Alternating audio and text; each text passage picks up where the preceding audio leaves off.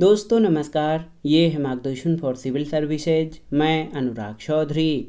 दोस्तों विभिन्न प्रतियोगी परीक्षाओं के सामान्य ज्ञान और सामान्य अध्ययन के लिए विश्व के भूगोल से संबंधित महत्वपूर्ण प्रश्नों के अंतर्गत इस वीडियो में प्रस्तुत है ब्रह्मांड एवं सौर मंडल से संबंधित महत्वपूर्ण प्रश्नों का भाग 2, जो आपके आगामी परीक्षाओं जैसे यूपीपीसीएस प्रारंभिक परीक्षा, आरओ यानी समीक्षा अधिकारी, सहायक समीक्षा अधिकारी, लोअर पीसीएस व अन्य राज्य लोक सेवा आयोगों जैसे उत्तराखंड, बिहार, राजस्थान और एमपीपीसीएस द्वारा आयोजित परीक्षाओं के साथ भूगोल विषय से आयोजित की जाने वाली अध्यापक भर्ती परीक्षाओं के लिए बहुत ही उपयोगी है। तो आइए शुरू करते हैं ब्रह्मांड एवं सौर मंडल से संबंधित महत्वपूर्ण प्रश्नों का भाग 2। पहला प्रश्न है, खगोलीय पिंड जिसमें अपना प्रकाश और ऊष्मा नहीं होती उन्हें क्या कहा जाता है? तारा, सूर्य, ग्रह या इनमें से कोई नहीं? तो सही उत्तर है, आप जान लीजिए दोस्तों, कि खगोलीय पिंड जिसमें अपना प्रकाश और ऊष्मा नहीं होती उन्हें ग्रह कहा जाता है। ऑप्शन सी आपका सही उत्तर है। और सभी ग्रह सूर्य से प्रकाश और ऊष्मा प्राप्त करते हैं। अगला प्रश्न है, एक ग्रह की अपने कक्षा में सूर्य से अधिकतम दूरी को क्या कहा जाता है? तो उत्तर है, सूर्य की परिक्रमा करने वाले विभिन्न पिंड जैसे ग्रह और धूमकेतु आदि के परिक्रमा पथ का वह बिंदु जो सूर्य से सबसे अधिक दूरी पर होता है उसे एपहीलियन या अपसौर कहते हैं। ऑप्शन बी सही उत्तर है। अगला प्रश्न है, पृथ्वी अपनी धुरी के चारों ओर किस दिशा में घूमती है? तो आप जानते हैं पृथ्वी अपनी धुरी के चारों ओर पश्चिम से पूर्व दिशा की ओर घूमती है। ऑप्शन बी आपका सही उत्तर है। अगला प्रश्न है, कौन सा बौना ग्रह है? नेपच्यून, टाइटन, एरिस या हाइड्रा? तो सही उत्तर आपका हो जाएगा दोस्तों, एरिस जो है ये बौना ग्रह यानी ड्वार्फ प्लैनेट के अंतर्गत आता है। आप जान लीजिए कि वर्तमान में आधिकारिक रूप से 5 बौने ग्रह हैं, प्लूटो, हाउमेया, सीरीस, मैकमेक और एरिस। नेपच्यून ग्रह है, जबकि टाइटन और हाइड्रा क्रमशः शनि और प्लूटो से संबंधित उपग्रह हैं। अगला प्रश्न है, निम्नलिखित में से कौन सा एक बौना ग्रह नहीं है? मंगल, मैकमेक, प्लूटो और एरिस। तो आप जानते हैं मंगल जो है ये बौना ग्रह नहीं बल्कि ग्रह है। और आप जान लीजिए कि मंगल सौर मंडल के 8 ग्रहों में से है। बुध, शुक्र, पृथ्वी, मंगल, तो ये सौर मंडल में जो है दूरी के सूर्य से दूरी के क्रम में चौथे स्थान पर आता है। अगला प्रश्न है, सौर मंडल में ग्रहों के क्रम में मंगल और शनि के बीच कौन सा ग्रह आता है? तो आप जान लीजिए जो सूर्य से ग्रहों की दूरी का जो क्रम है, बुध, शुक्र, पृथ्वी, मंगल, बृहस्पति, शनि, तो ये बृहस्पति आता है। ऑप्शन डी आपका सही उत्तर है। अगला प्रश्न है, पृथ्वी जिस समय सूर्य से सबसे अधिक दूरी पर होती है उस समय उसकी स्थिति क्या होती है? तो सही उत्तर दोस्तों, सबसे निकटतम दूरी पृथ्वी की सूर्य से निकटतम दूरी 4 जनवरी को होती है और इस स्थिति को उपसौर यानी पेरीहिलियन कहते हैं। और सबसे अधिक दूरी पर जब होती है तो ये 4 जुलाई को, और उसको अपसौर या एपहीलियन कहा जाता है। तो सही उत्तर ऑप्शन ए हो जाएगा। अगला प्रश्न है कि एक स्थिर तारे के संदर्भ में पृथ्वी द्वारा अपनी कक्षा में दिए गए बिंदु पर लौटने के लिए लिया गया समय क्या कहलाता है? चंद्र वर्ष, नक्षत्र वर्ष, सौर वर्ष या उष्णकटिबंधीय वर्ष? तो सही उत्तर आपका है नक्षत्र वर्ष। याद रखिएगा, नक्षत्र वर्ष एक स्थिर तारे के संदर्भ में पृथ्वी द्वारा अपनी कक्षा में दिए गए बिंदु पर लौटने के लिए लिया गया समय है। यानी पृथ्वी द्वारा सूर्य की एक परिक्रमा करने में जितना समय लगता है उसे नक्षत्र वर्ष कहते हैं। अगला प्रश्न है, पृथ्वी की सबसे बाहरी परत को क्या कहा जाता है? आपको बताना है। तो सही उत्तर है, पृथ्वी की सबसे बाहरी परत को क्रस्ट या परपटी कहा जाता है। ऑप्शन बी आपका सही उत्तर है। अगला है, कौन सा क्षेत्र भूपरपटी यानी क्रस्ट और आच्छादन यानी मैंटल को पृथक करता है? आपको बताना है। तो सही उत्तर है मोहो। ऑप्शन ए आपका सही उत्तर है। मोहो जो है ये क्षेत्र भूपरपटी यानी क्रस्ट और आच्छादन यानी मेंटल को पृथक करता है। भूपरपटी पृथ्वी की सबसे ऊपरी परत है, जबकि मेंटल का विस्तार मोहो से लेकर 2890 किलोमीटर की गहराई पर स्थित गुटेनबर्ग अशांतत्य तक होता है। अगला प्रश्न है, सौरमंडल का सबसे बड़ा उपग्रह कौन सा है? टाइटन, मिरांडा, चंद्रमा या गैनीमीड? तो सही उत्तर है गैनीमीड। और आप जान लीजिए कि गैनीमीड सौरमंडल का सबसे बड़ा उपग्रह है। ये जो है बृहस्पति का उपग्रह है, याद रखिएगा। जो गैनीमीड है ये बृहस्पति का उपग्रह है, ये सबसे बड़ा उपग्रह है, आप जान लीजिए। और ये बृहस्पति का उपग्रह है। बृहस्पति को लघु सौर तंत्र भी कहा जाता है। अगला है, आकार के संदर्भ में वरुण हमारे सौरमंडल में किस स्थान पर आता है? तो सही उत्तर चौथे स्थान पर। आप देखिए, आकार के संदर्भ में वरुण हमारे सौरमंडल में चौथे स्थान पर है। आकार के अनुसार जो ग्रह हैं उसमें सबसे बड़ा बृहस्पति, दूसरे स्थान पर शनि, तीसरे पर अरुण, चौथे पर वरुण, पांचवें पर पृथ्वी, छठवें पर शुक्र, सातवें पर मंगल और सबसे छोटा आठवें क्रम पर बुध ग्रह का स्थान है। अगला प्रश्न है, आकार के संदर्भ में शनि का हमारे सौरमंडल में कौन सा स्थान है? तो शनि जो है ये दूसरे स्थान पर है। ऑप्शन बी आपका सही उत्तर है। बृहस्पति के बाद शनि का नंबर आता है। अगला है, आकार के संदर्भ में पृथ्वी हमारे सौरमंडल में किस क्रमांक पर आती है? आपको बताना है। तो सही उत्तर पाँचवें। आप देख सकते हैं, आकार के संदर्भ में पृथ्वी हमारे सौरमंडल में पाँचवें स्थान पर आती है। अगला प्रश्न है, यूरेनस के कितने उपग्रह हैं? आपको बताना है। 16, 33, 27 या 24? तो सही उत्तर है, वर्तमान में नासा के अनुसार यूरेनस के कुल 27 उपग्रह हैं। ऑप्शन सी आपका सही उत्तर है। अगला प्रश्न है, सबूत यानी प्रमाण बताते हैं कि पृथ्वी पर जीवन का अस्तित्व करीब कब से है? 2.5 मिलियन वर्ष, 2.5 बिलियन वर्ष, 3.5 मिलियन वर्ष या 3.5 बिलियन वर्ष? तो सही उत्तर है, सबूत बताते हैं कि पृथ्वी पर जीवन का अस्तित्व 3.5 बिलियन वर्ष से है।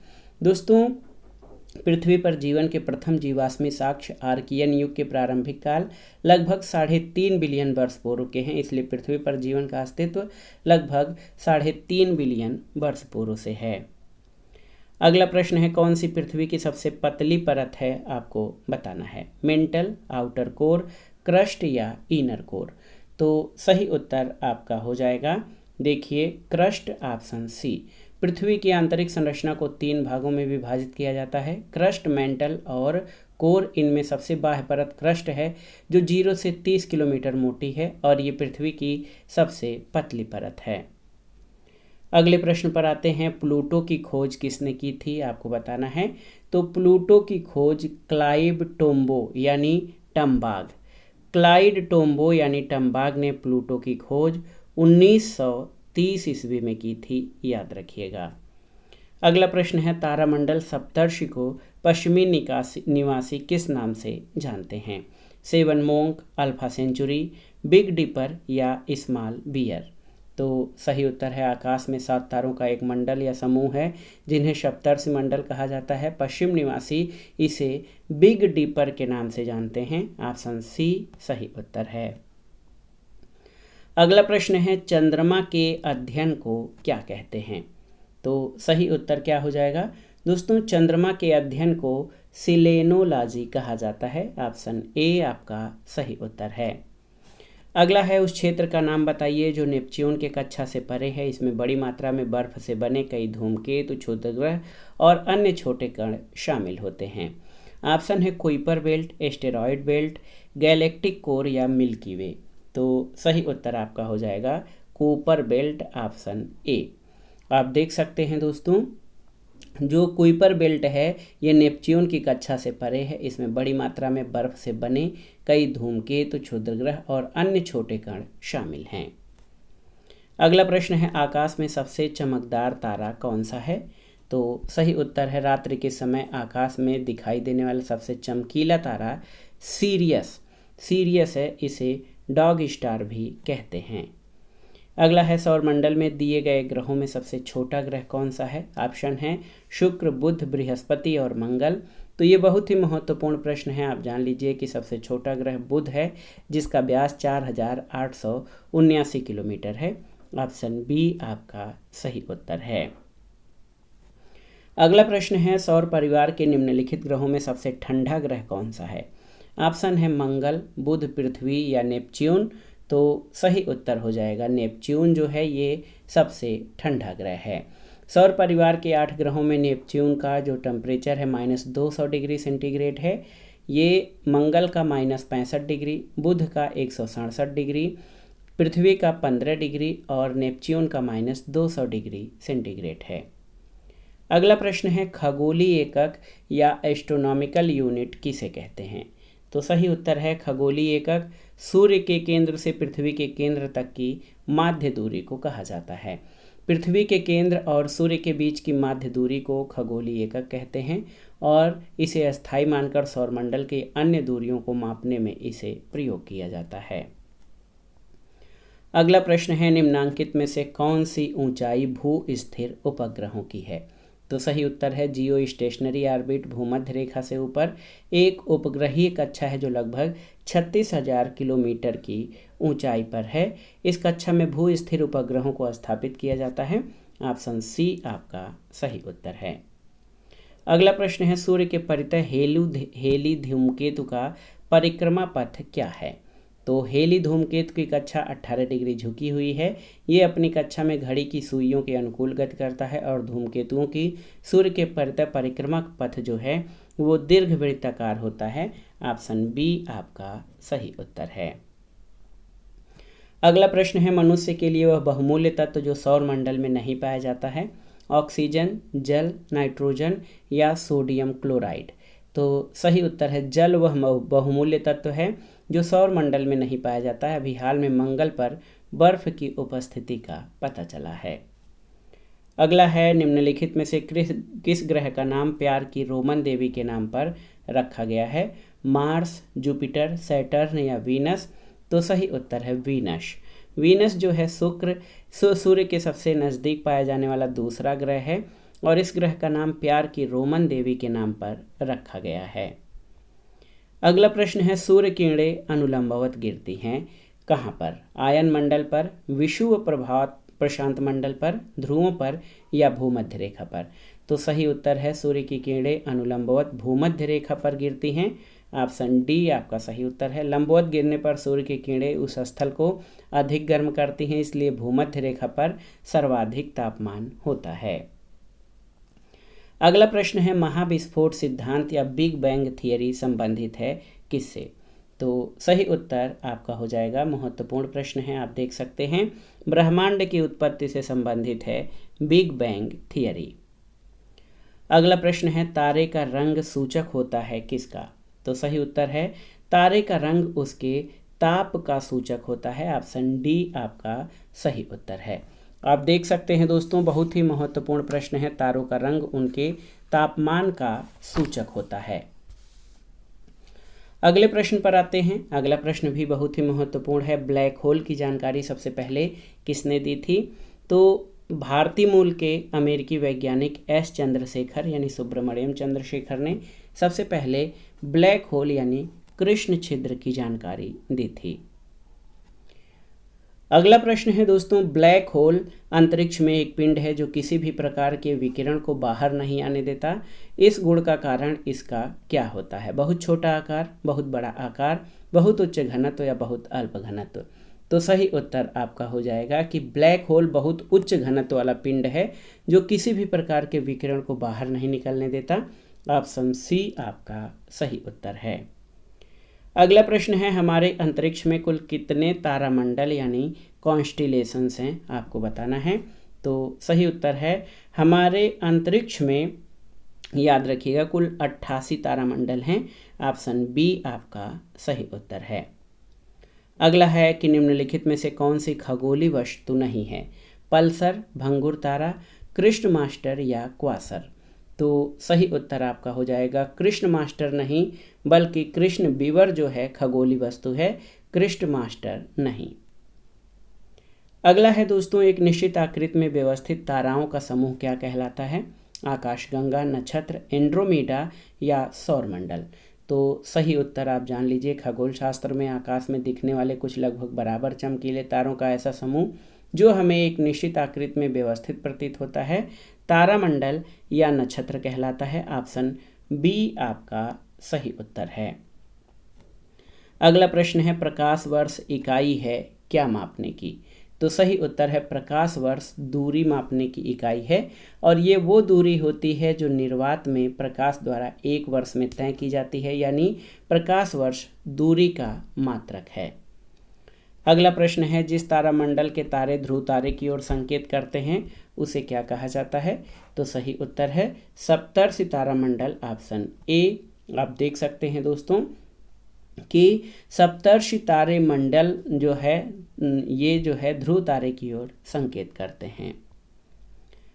अगला प्रश्न है, ये किसने सबसे पहले प्रतिपादित किया कि सूर्य हमारे सौर मंडल का केंद्र है और पृथ्वी उसकी परिक्रमा करती है?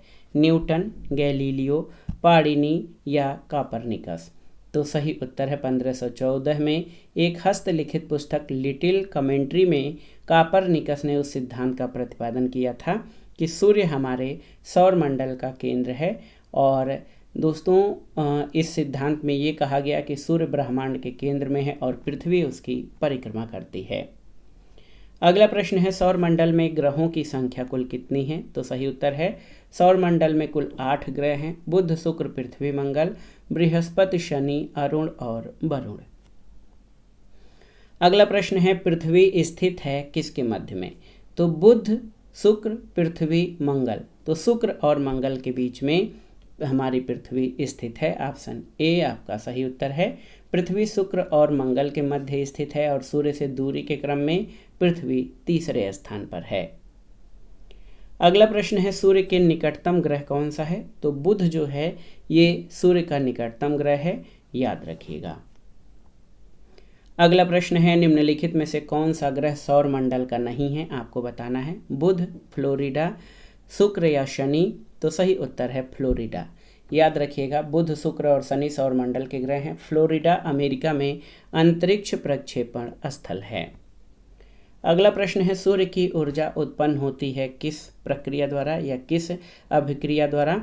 तो सूर्य की ऊर्जा का स्रोत नाभिकीय संलयन है, ऑप्शन बी आपका सही उत्तर है। सूर्य से मुक्त होने वाली ऊर्जा, उष्मा और प्रकाश का कारण नाभिकीय संलयन अभिक्रिया है। अगला प्रश्न है, सूर्य ग्रहण कब होता है? आपको बताना है। किसी विशेष तिथि के बारे में यहाँ पर इंगित किया गया है। तो सूर्य ग्रहण केवल जो है अमावस्या को होता है। यहाँ पर देखिए, न्यू मून यानी प्रतिपदा के दिन। याद रखिएगा, सूर्य ग्रहण या सोलर इक्लिप्स की स्थिति तब उत्पन्न होती है जब चंद्रमा सूर्य और पृथ्वी के बीच में आ जाता है, जिससे सूर्य का प्रकाश पृथ्वी तक नहीं पहुंच पाता। ये स्थिति केवल प्रतिपदा यानी न्यू मून डे या अमावस्या को होती है। अगला प्रश्न है, सूर्य और पृथ्वी के बीच औसत दूरी कितनी है? आपको बताना है। तो 150 इंटू 10⁶ किलोमीटर। 150 into 10⁶ kilometre.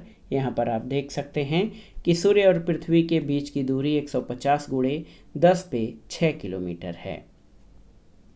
अगला प्रश्न है, सूर्य का आकार पृथ्वी से कितने गुना बड़ा है? तो ये 109.2 गुना बड़ा है। याद रखिएगा, सूर्य का आकार पृथ्वी से 109 गुना बड़ा है, ऑप्शन सी आपका सही उत्तर है। अगला प्रश्न है, निम्नलिखित में से कौन सा ग्रह सबसे कम समय में सूर्य का चक्कर लगाता है? प्लूटो, बुध, पृथ्वी और शनि में?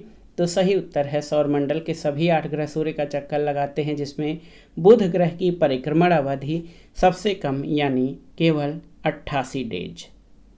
88 डेज। जिस प्रकार पृथ्वी की परिक्रमण अवधि 365 सही 1/4 दिन है, बुध केवल 88 दिन में सूर्य का एक चक्कर लगाता है।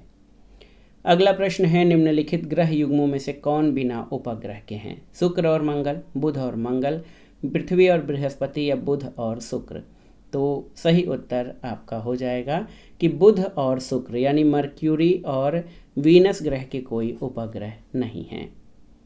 सौर मंडल का सर्वाधिक गर्म ग्रह कौन सा है? तो आप जान लीजिए, सौर मंडल का सर्वाधिक गर्म ग्रह शुक्र यानी वीनस है और सूर्य से दूरी के क्रम में ये दूसरे स्थान पर है। पहले स्थान पर दूरी के क्रम में बुध है।